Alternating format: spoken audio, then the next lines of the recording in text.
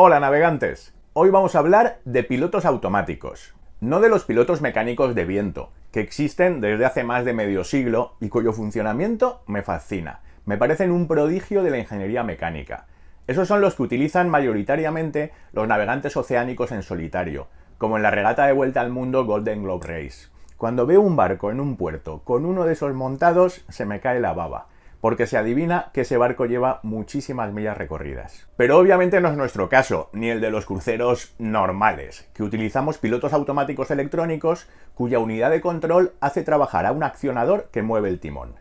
Que la unidad de potencia sea para timones de barra, que actúe directamente sobre la rueda, o que sea un pistón hidráulico conectado a la mecha del timón, como en el caso del Sircana, es totalmente irrelevante para lo que vamos a ver en este episodio. Cómo funcionan las unidades de control. Y lo más importante, cómo ajustar los distintos parámetros correctamente para sacarle el máximo partido, y haremos una pequeña demostración en navegación para comprender cómo cambia el comportamiento del barco con distintos ajustes del piloto.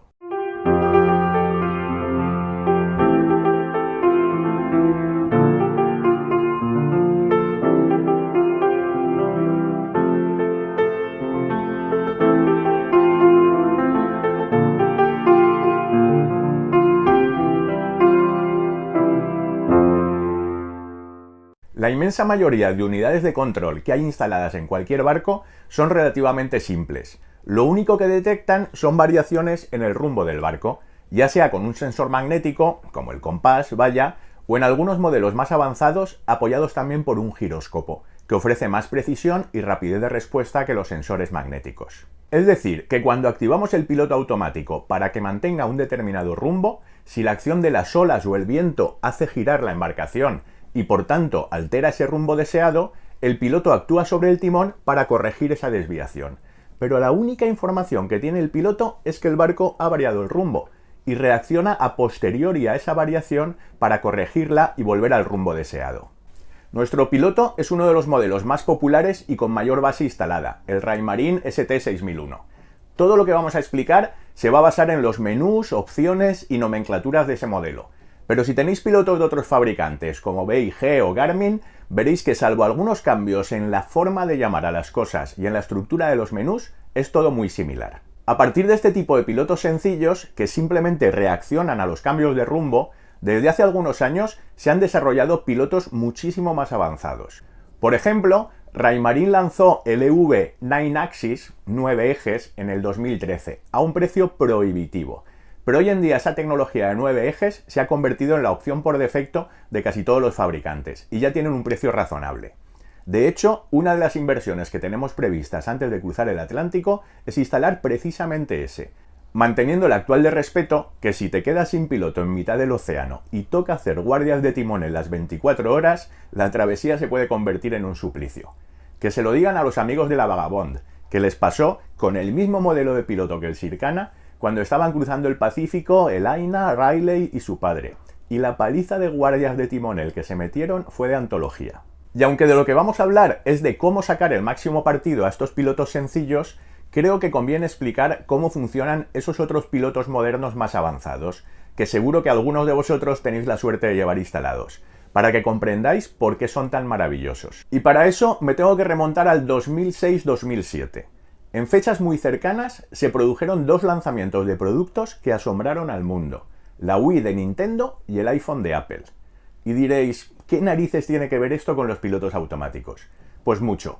Una IMU es una unidad de medición inercial, es decir, un cacharrito electrónico que es capaz de detectar su posición con mucha precisión en tiempo real. Pues resulta que la tecnología de acelerómetros, giróscopos y magnetómetros asociada a las IMUs ha existido desde hace muchas décadas, pero asociada al ámbito aeroespacial y militar, principalmente para guiado de cohetes y misiles, y tenía un coste estratosférico. Y aquí es cuando entra en juego la electrónica de consumo, porque tanto el mando de la Wii como el iPhone incorporan una pequeña IMU para saber cómo se están moviendo, y fueron los dos desarrollos que más contribuyeron a abaratar los componentes y democratizar el acceso a las IMUs. Y eso, entre otras muchas cosas, hizo posible el nacimiento de los drones. Muy poco después, en el 2008, un equipo de aficionados al aeromodelismo alemanes lanzó el MK, una plaquita con una IMU que gestionaba la potencia de 4 motores eléctricos para que un cuadricóptero pudiera volar de forma estable. Si tú le das a un operador humano un mando a distancia para controlar de forma manual estos 4 motores, es absolutamente imposible que lo mantenga en el aire. Y la placa MK lo que hacía, gracias a que la IMU iba diciendo la posición del dron en todo momento, era recibir las órdenes del piloto y enviar la potencia adecuada a cada motor para ejecutarlas. Me explico. ¿El piloto quiere subir? Pues la controladora de vuelo da más potencia a los 4 motores. ¿Quiere ir hacia adelante? Pues le da más potencia a los 2 motores traseros para inclinar el dron hacia adelante y que se desplace. Pero era esa placa de microcópter, la controladora de vuelo, la que se encargaba de mantener el dron estable. Pues después de todo este rollo un poco friki, porque por motivos que no vienen al caso estuve muy involucrado en el desarrollo de drones desde sus inicios, vamos a enlazar todo esto con los pilotos automáticos de 9 ejes. Que me hace mucha gracia el término, porque ejes no hay 9, hay solo 3, que yo sepa. Esto es puro marketing, como esas salas de cine que anuncian como 5D y que son simplemente una película en 3 dimensiones ambientada con efectos de viento, salpicaduras, olores y que se mueven un poco los asientos. Los 9 ejes se refieren a que esos pilotos automáticos incorporan una IMU, con magnetómetros, giróscopos y acelerómetros en los 3 ejes, con lo que es capaz de detectar los movimientos y giros del barco en los 3 ejes con mucha precisión. ¿Y con eso qué hacen? Pues muy sencillo. Como conocen con toda precisión los movimientos del barco, son capaces de aprender a llevar el timón de la mejor forma posible. El caso más evidente es navegando a un largo con bastante mar, que cada vez que nos entra una ola por la aleta, tal como explicábamos en el episodio 29, nos vamos de orzada, el barco escora, empieza a surfear la ola y tiene tendencia a orzar. Los pilotos simples, que solo mantienen el rumbo, hasta que no detectan que el barco empieza a orzar, no corrigen, con lo que les cuesta mucho mantener un rumbo estable. En cambio, estos pilotos avanzados detectan la entrada de la ola por el cambio de posición del casco y la aceleración causada por el planeo, y son capaces de aprender que cuando el barco se empieza a mover y acelerar así, va a tener tendencia a orzar y adelantarse a la corrección como haría un timonel experimentado. Vamos, que son una maravilla, y por suerte han bajado de precio y se han convertido en el producto estándar en la mayoría de fabricantes. Los que tengáis esos pilotos de última generación inteligentes, que son tan listos que se ajustan solos a las condiciones de viento y mar, podéis parar el vídeo aquí, porque lo que vamos a ver ahora, después de esta introducción, es cómo podemos, los pobres mortales que tenemos pilotos viejos y tontos, conseguir optimizarlos para que hagan su trabajo lo mejor posible. Es importante comprender una cosa. Cuando llevamos el timón a mano, no tenemos que hacer el mismo esfuerzo ni prestar la misma atención navegando a motor con calma chicha y el mar como un espejo que ciñendo a rabiar, punteando las rachas de viento para ganar barlovento o navegando a un largo con 2 rizos tomados y olas de 3 metros por la aleta.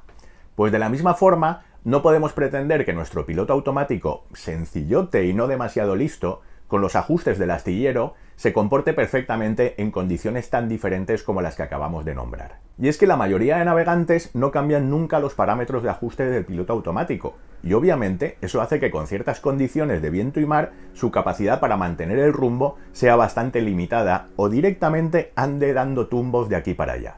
Y aún así, demasiado bien lo hacen, porque lo único que son capaces de hacer es reaccionar a los cambios de rumbo no deseados e intentar corregirlos.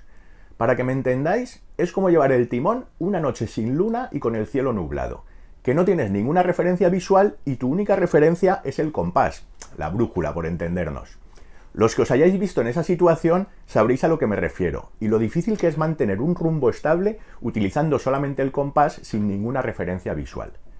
Vamos, que los pilotos automáticos son una pasada, pero tampoco les podemos pedir milagros. En el caso del Shirkana, la verdad es que el piloto con los ajustes que heredamos, que suponemos serían los de salida de astillero, funcionaba bastante bien, pero con algo de mar y entrando olas por la aleta era incapaz de mantener el rumbo y tendía a irse de orzada, y necesitaba distintos ajustes para distintas situaciones. Así que lo que hemos hecho es esta tabla plastificada que por un lado tiene un recordatorio de distintos comandos del piloto que no son evidentes, cambiar de mantener el rumbo a mantener el ángulo respecto al viento, realizar una virada por avante automática o ajustar la luminosidad de la pantalla, y por el otro lado, cómo acceder a la configuración de los parámetros de ajuste y una tabla con los valores que mejor nos han funcionado en distintas situaciones de viento y mar. La tabla está viva, porque tampoco hemos navegado tanto con el Sircana desde que decidimos meternos a fondo con los ajustes del piloto, y conforme nos vamos viendo en distintas situaciones, vamos jugando con los parámetros, buscando los que mejor funcionan para esas condiciones, y los apuntamos con rotulador indeleble en la tabla. Pues si os parece, vamos a ver cuáles son esos parámetros de ajuste del piloto automático e intentar comprender para qué sirven. Como os decía, nos vamos a basar en la nomenclatura de Raymarine, que es el que llevamos nosotros, pero los de otros fabricantes tienen prácticamente los mismos parámetros, con la única pega de que a veces utilizan nombres diferentes. Y por cierto, me voy a permitir castellanizar un pelín los términos en vez de intentar pronunciarlos correctamente en inglés para que se entienda todo mejor. Empecemos con response, o la rapidez de respuesta del piloto. Este es muy fácil de comprender. Es cuánto tiene que desviarse el barco del rumbo deseado para que el piloto empiece a corregirlo. Con valores muy bajos, hasta que el barco no se ha ido sensiblemente de rumbo, el piloto no hace nada. Y con valores muy altos, el piloto actúa frente a cualquier pequeñísima variación del rumbo. El resultado básicamente es este: correcciones suaves y lentas cada cierto tiempo con valores bajos, o pequeñas correcciones constantes con valores altos. A priori parece mejor configurar valores altos, ¿no? A fin de cuentas, lo que pretendemos es mantener el rumbo con la mayor precisión posible. Pues no es tan fácil. Con valores muy altos, el piloto está trabajando muchísimo, haciendo correcciones continuamente, y eso dispara el consumo eléctrico exponencialmente respecto a valores de respuesta más bajos. Y en navegaciones largas, el piloto puede ser una fuente de consumo eléctrico muy importante, y hay que intentar reducirlo al mínimo. Podríamos entrar también en el esfuerzo que supone para las partes mecánicas y su desgaste, pero si todo el sistema está correctamente mantenido, debería ser capaz de soportar niveles de respuesta elevados sin problemas. Y el tercer efecto de utilizar valores de respuesta muy altos es que el comportamiento del barco es más brusco, con muchas rápidas y pequeñas variaciones, y eso puede resultar incómodo o ayudar a que la tripulación se maree. En definitiva, que lo ideal es llevar el valor de response lo más bajo posible. Y en la práctica, eso se consigue partiendo de un valor con el que el piloto sea capaz de mantener el rumbo sin problemas e ir bajándolo poco a poco hasta que ya no va tan fino como nos gustaría. Y en ese punto, volverlo a subir al nivel superior. El segundo parámetro más importante es rudder gain, o ganancia a secas en otros fabricantes. Y fijaros que tanto el ajuste de response como el de rudder gain, en el caso de nuestro piloto Raymarine, se accede directamente manteniendo pulsadas dos teclas a la vez, mientras que el resto de parámetros que veremos están bastante escondidos en los menús de configuración avanzada. ¿Y qué es el rudder gain? Pues también muy fácil. Una vez que el piloto ha decidido que tiene que corregir el rumbo, y como de inmediata sea esa decisión lo determina el valor de response, el valor de rudder gain es con cuántos grados de timón vamos a realizar esa corrección. Con valores bajos empieza metiendo muy poquita caña, con pocos grados de timón, y si ve que no es capaz de llevar el barco al rumbo deseado, poco a poco lo va aumentando. Con valores altos directamente mete muchos grados de timón, con lo que la corrección es muy brusca, y puede suceder que nos pasemos de frenada, y el piloto vaya haciendo eses porque en cada corrección la hace tan a saco que se pasa de largo del rumbo deseado y tiene que corregir en sentido opuesto, haciendo guiñadas constantes. Guiñada.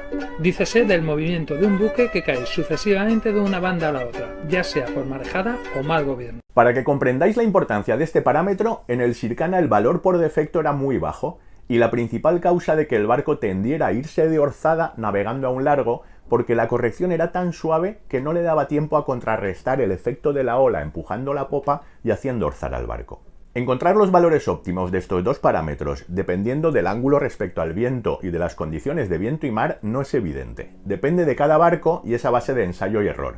Pero hay un método bastante fácil, y es ver qué tenemos que hacer con la caña si estamos tripulando el barco manualmente. Si llevamos la rueda con dos dedos y vamos relajados, obviamente los valores de los parámetros de ajuste podrán ser muy bajos, pero si estamos surfeando olas importantes por la aleta, totalmente concentrados, porque un despiste de 2 segundos puede causar una orzada, y las correcciones que tenemos que hacer en el timón son enormes para mantener el rumbo y el control del barco, pues es evidente que necesitaremos aumentar ambos valores. Y llegados al extremo, si no somos capaces de controlar el barco a mano, no le podemos pedir milagros al piloto, y probablemente hará falta reducir superficie bélica o desplazar el centro de empuje bélico para conseguir equilibrar el barco y que no sea demasiado ardiente o blando. Hay otro aspecto fundamental del piloto, que es necesario utilizar y conocer, Y es que si el piloto está conectado al equipo de viento, que debería estarlo, podemos elegir entre el modo Heading, en el que el piloto mantiene un rumbo establecido, o el modo Wind, en el que lo que se mantiene es el ángulo respecto al viento. Es decir, que si el viento cambia de dirección, el piloto ajustará el rumbo para mantener el mismo ángulo, evitando tener que estar ajustando las escotas para orientar las velas en su posición ideal cada vez que el viento cambia de dirección.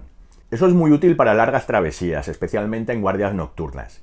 Y es habitual que el piloto cuente con una alarma para avisarnos si el viento rola demasiado, que no queremos acabar en un rumbo a 90 grados del deseado porque el viento haya rolado sin darnos cuenta y el piloto vaya siguiéndolo. Hay una cosa que no nos gusta de nuestro piloto, y es que cambiar entre el modo de mantener el rumbo al de mantener el ángulo respecto al viento es facilísimo, simplemente pulsando simultáneamente las teclas Auto y Standby. Pero una vez en modo viento, cambiar entre mantener el ángulo respecto al viento real o el aparente no es evidente, porque está escondido en los modos de configuración avanzada y requiere de múltiples combinaciones de tecla nada intuitivas. Y es interesante poder cambiar fácilmente entre viento real y aparente, porque navegando de ceñida, lo mejor es que mantenga el ángulo respecto al viento aparente, que es el que sentimos en el barco, como suma del viento real más el viento que crea el barco con su avance. Porque eso es exactamente lo que hace el timonel en ceñida, ir observando los catavientos, concentrado para mantener los de barlovento y sotavento paralelos, independientemente de las variaciones de velocidad del barco o del rumbo que llevemos, porque esos catavientos nos indican el ángulo óptimo de las velas respecto al viento aparente. Pero navegando con el viento de popa, ya sea a un largo o en popa cerrada, el barco acelera al surfear la ola y se frena cuando le pasa la cresta, por lo que en esos rumbos es mejor que el piloto trabaje con el viento real, ya que el aparente se desplaza hacia proa en las aceleraciones y hacia popa en las frenadas, por lo que si el piloto se basa en el viento aparente, va a estar dando tumbos intentando mantener el ángulo respecto a él. Además de esos dos parámetros de response y rudder gain, que son los más importantes, hay otros parámetros de ajustes más finos que también conviene conocer, aunque no deberíamos necesitar ajustarlos con tanta frecuencia como estos dos principales. En nuestro piloto están algo escondidos y requieren moverse por los menús de configuración para poder editarlos. Uno de ellos es el counter rudder, podríamos decir el contravolante, y está muy vinculado a lo que explicábamos del rudder gain, que con valores muy altos hace que el barco se pase de giro, corrija en sentido opuesto volviéndose a pasar y así durante un buen rato haciendo eses. Para evitar esto, podemos jugar con este parámetro de counter rudder, que básicamente es cuánto timón en sentido opuesto va a meter el piloto al estar terminando de completar el giro deseado para no pasarnos. Nuestro piloto es una versión que tiene un modo de aprendizaje, en el que el piloto hace por su cuenta sucesivos giros para aprender la inercia del barco y cuánto counter rudder tiene que meter para que los giros sean precisos, por lo que no solemos ajustarlo salvo en situaciones extremas con valores de rudder gain muy elevados. Otro parámetro es el wind trim, que solo afecta cuando estamos en modo wind de mantener el ángulo respecto al viento, y que es equivalente al response, pero respecto a cambios en la dirección del viento. Con valores bajos, el piloto se espera a que haya un cambio notable en la dirección del viento antes de realizar la corrección oportuna, y con valores altos actúa inmediatamente en cuanto haya el menor cambio en la dirección del viento. Y finalmente, otro parámetro relevante es el autotrim, y es que especialmente en ceñida, con el barco escorado, es inevitable que tengamos que meter de forma continua algo de timón a sotavento para corregir la tendencia a orzar del barco. Y esos grados de timón que hay que llevar es lo que se llama trim. Con valores de autotrim bajos, el piloto, una vez que está en el rumbo deseado, pone el timón a la vía. La escora causa que el barco orce, el piloto corrige, lo vuelve a poner a la vía, y así hasta el infinito. Pues este parámetro es para indicarle cómo de rápido debe variar ese ángulo de trim, ese ángulo de timón permanente. Insisto en que este segundo grupo de parámetros no deberíamos necesitar ajustarlos salvo en condiciones extremas o si nos gusta hilar finísimo, pero conviene conocerlos. Y además tenemos algunos otros parámetros u opciones interesantes. Por ejemplo, el ángulo de los bordos automáticos. En nuestro caso es de 100 grados, que es más que suficiente para pasar de ir amurados a una banda a la otra. Pero si tenemos un barco que ciñe poco y no llega a navegar a 45 grados contra el viento, posiblemente necesitemos incrementar ese valor para completar viradas por avante con éxito. O también la opción de que la virada por avante automática no se pueda ejecutar con viento de popa para evitar que por error la activemos y causemos una trasluchada involuntaria. En definitiva, que conviene estudiarse a conciencia el manual de instrucciones del piloto y dedicar tiempo a jugar con todos estos parámetros para aprender cómo sacarle el máximo rendimiento y no limitarse a pasar de stand-by a auto sin tocar nunca los ajustes de origen del astillero. Por cierto, antes de ponerse a trastear con cualquier parámetro, conviene apuntarse cuál es el valor original, para poder dejarlo como estaba si no conseguimos una mejora apreciable. Y un último comentario antes de pasar a la parte práctica. Todo esto que hemos explicado se refiere a navegación a vela, porque se trata de buscar un equilibrio entre que el piloto trabaje lo menos posible para reducir el consumo, que mantenga el rumbo de forma estable y que la navegación sea confortable para la tripulación, evitando brusquedades. Pero si vamos a motor, desaparece el factor consumo eléctrico, porque el alternador está generando electricidad, así que no hay problema en hacer trabajar más al piloto incrementando los valores, siempre que las condiciones de mar lo requieran y no lleguemos al extremo de marear a la tripulación con continuas y bruscas correcciones de rumbo. Ahora, si os parece, vámonos para afuera y salimos a navegar un poco para ver cómo cambia el comportamiento del barco con distintos ajustes. Bueno, pues vamos a ver cómo reacciona el barco a distintos ajustes de response y de rudder gain. Pero tenemos un problema, y es que, como veis, hace un día maravilloso. Esto lo suyo hubiera sido salir con mala mar, con olas por la aleta, que al piloto le cuesta mucho mantener el rumbo, pero tampoco es plan en esas condiciones de ponernos a hacer un episodio. Entonces, como ahora mismo el piloto no está trabajando, porque si yo lo quito y lo pongo en stand-by, el barco mantiene el rumbo perfectamente, porque el mar está como un plato, vamos a intentar hacerle trabajar. Y para eso, para que el piloto trabaje, el barco tiene que querer irse de rumbo. Y ya que no tenemos olas o viento que lo intenten hacer que se vaya de rumbo, vamos a forzarlo con el ancla de capa. Ya sabéis que el ancla de capa pues sirve para capear un temporal, pero también se puede utilizar como un timón de emergencia, poniendo una pata de gallo en las dos cornamusas de popa y largando el ancla de capa por la popa. Cazando más de un extremo o del otro de la pata de gallo, podemos tener un poquito de gobierno, aunque el barco vaya muy lento porque obviamente tenemos el freno. Vamos a hacer eso a lo bestia. Vamos a alargarla por una banda para que el ancla de capa fuerce al barco a irse de rumbo y a partir de ahí, como el piloto ya querrá trabajar, enseñaros los distintos ajustes.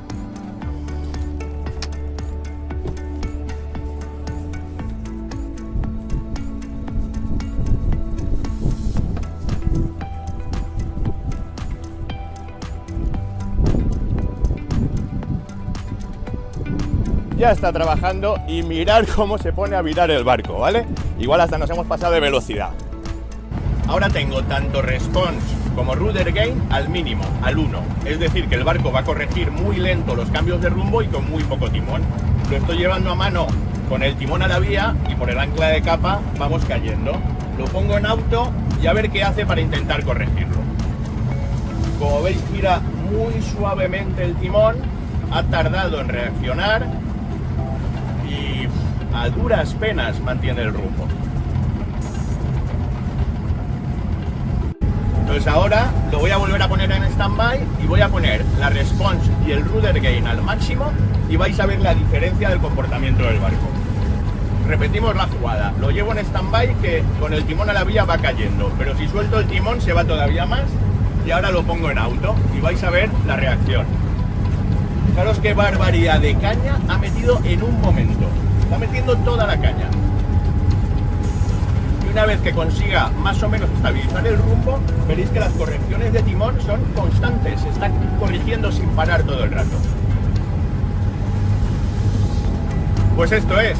Os animo a que juguéis con esos dos parámetros y que con distintas circunstancias de viento y mar vayáis variándolos hasta conseguir que el barco se comporte de la mejor forma posible. Pues esto ha sido todo. Esperamos que os haya resultado interesante y os sirva para perderle el miedo a jugar con los parámetros de ajuste del piloto automático. Ah, y tenemos una buena noticia. Pello se ha puesto manos a la obra y ha empezado a fabricar otro lote de aplastalatas, que el primer lote voló enseguida y llevamos mucho tiempo sin stock en la tienda. Los botelleros de neopreno nos llena de orgullo y satisfacción ver cómo los vais pidiendo. De momento, el récord lo tiene un seguidor que compró 10 de golpe porque en el último cruce del Atlántico llevaban 120 botellas de vino a bordo, que iban dando tumbos por los cofres y sentinas y nuestro invento le pareció maravilloso. No quiero imaginar el pedazo de barco y la cantidad de tripulación que llevaba para poder almacenar y beberse todo ese vino. Eso es otra liga. Buena proa y hasta el próximo episodio.